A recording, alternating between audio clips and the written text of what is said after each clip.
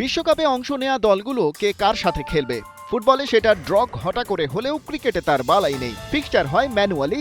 সেই 2012 সাল থেকেই ব্যাপারটা হয়ে আসছে। ভারত পাকিস্তান ম্যাচ যাতে কোনোভাবেই মিস না হয় সেটার জন্যই এই ব্যবস্থা। সবই হয় আসলে টাকার জন্য।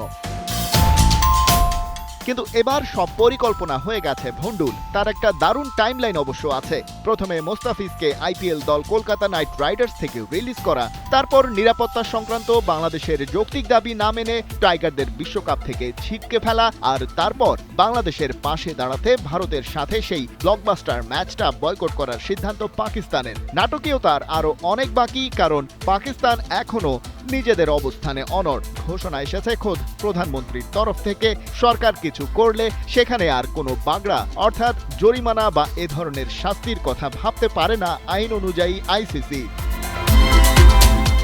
ভারত আর তাদের গৃহপালিত আইসিসির লোলুপ দৃষ্টি ছিল এই ম্যাচ নিয়েই। ব্রডকাস্টাররা অন্তত 300 কোটি রুপি আয়ের টার্গেট সেট করেছিল, কিন্তু সেটা আর হচ্ছে না। অথচ 2016 সালের পর এই প্রথম টি-20 বিশ্বকাপের আয়োজক হয়েছে ভারত। যে টুর্নামেন্ট 2 বছর পর পর হয়, তার ক্ষেত্রে এটা বেশ দীর্ঘ গ্যাপই বলতে হবে। এবার তাদের কো-হোস্ট শ্রীলঙ্কারও হচ্ছে দীর্ঘ অপেক্ষার অবসান। 14 বছর পর এই ইভেন্ট আয়োজন করছে তারা। এই লম্বা সময়ে ক্রিকেটের ইকোসিস্টেমটাই যে বদলে গেছে। উপমহাদেশের কন্ডিশনে এবারে 20 দলের লড়াই। সবাই এটার সাথে একটু সময় নিয়ে মানিয়ে নিতে চাইবে, কারণ একবার পিচ মিসরিড করলেই ম্যাচ বেরিয়ে যেতে পারে হাত ফসকে। ফেব্রুয়ারি মার্চে টুর্নামেন্ট মাঠে গড়ানো মানে এবারের ক্রিকেটারদের জন্য ক্লান্তি থাকাটাই স্বাভাবিক। লম্বা সিজন শেষ করে তবেই বিশ্বকাপ খেলতে নামতে হচ্ছে। অস্ট্রেলিয়ার কথাই ধরুন, প্যাট কামিন্স ও জস হ্যাজেলউড এরই মধ্যে ছিটকে গেছেন তাদের বিশ্বকাপ ক্যাম্পেইন থেকে। কারণটা আর কিছুই নয়, ইনজুরি। কপাল ভালো, আসরের প্রথম দিনেই অজিদের নামতে হচ্ছে না খেলতে।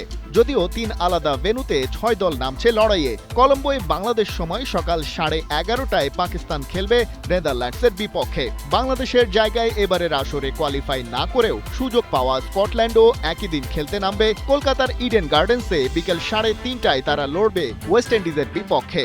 আর ওয়াংখেড়েতে স্বাগতিক ভারতের ম্যাচটা শুরু সন্ধ্যা 7:30টায়। ওদের প্রতিপক্ষ যুক্তরাষ্ট্র। অবশ্য দলটার নামেই কেবল ইউএসএ। তাদের মাত্র 4 জন যুক্তরাষ্ট্রে জন্ম নিয়েছেন। 11 জন ফার্স্ট জেনারেশন ইমিগ্রেন্ট বাবা মায়ের সন্তান। ওই 11 জনের সবাই পাকিস্তানে জন্মেছেন।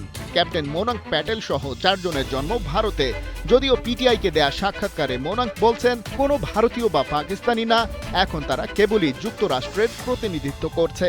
এবার বিশ্বকাপে দলের সংখ্যা বাড়ায় অবশ্য বেড়েছে এমন ইমিগ্রেন্ট ক্রিকেটারের সংখ্যাও। খালিদ জামিল, একাত্তর।